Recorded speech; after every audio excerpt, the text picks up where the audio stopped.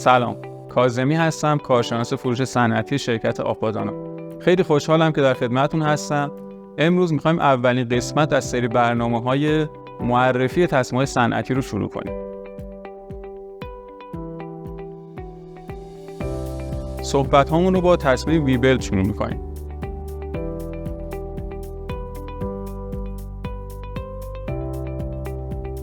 یکی از انواع تصمیم‌های صنعتی تصمیم ویبلت یا تصمیم پروانه هستش که در واقع به لحاظ فنی زیر مجموعی از تصمیم‌های انتقال نیروه. به این معنی که کارش انتقال قدرت موتور دستگاه از یک پولی ثابت به پولی هرزگرد در طرف دیگه دستگاهه. این نوع از تصمیم‌ها با سطح مقطع زوزنقی شکل کاربرد بسیار گسترده تقریباً تو همه صنایع دارن. جنس این تصمیم‌ها از یک لاستیک معمولاً کلوروپرن هستش و نخ تشکیل شده که نخ بسته به نوع ویبلت میتونه پلی استر، الیاف آرامید و تنشن کوردهای دیگه باشه. تصمیم‌های ویبلت خودشون به چندین نوع تقسیم بندی میشن. تصمیم‌های ویبلت ساده، اسپشیال، کرافت باند و خاص.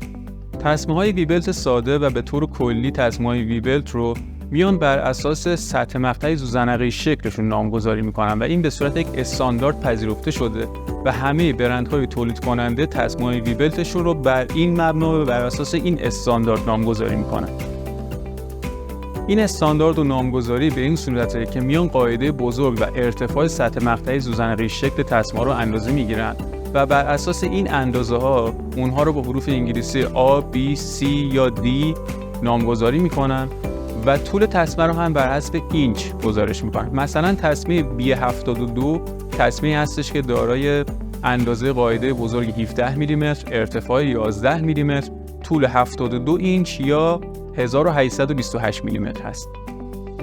و اما دسته دوم تصمیم‌های ویبلت ساده دندونه‌دار هستش که به خاطر دندونه‌دار بودنشون میتونه باعث بشه که تصمیم به خوبی دور پولی کوچیک قرار بگیره و انعطاف و طول عمر تصمیم به خاطر تبادل هوایی بیشتری که بین پولی و تصمیم وجود داره نسبت به تصمیم‌های ویبلت ساده بدون دندونه بیشتر باشه. نامگذاری این تصمیم‌ها هم دقیقاً مثل تصمیم‌های ویبلت ساده بدون دندونه هستش، با این تفاوت که دندونه دار بودنشون رو با اضافه کردن حرف X به انتهای اسمشون مشخص می‌کنیم. برای مثال AX، BX و یا CX.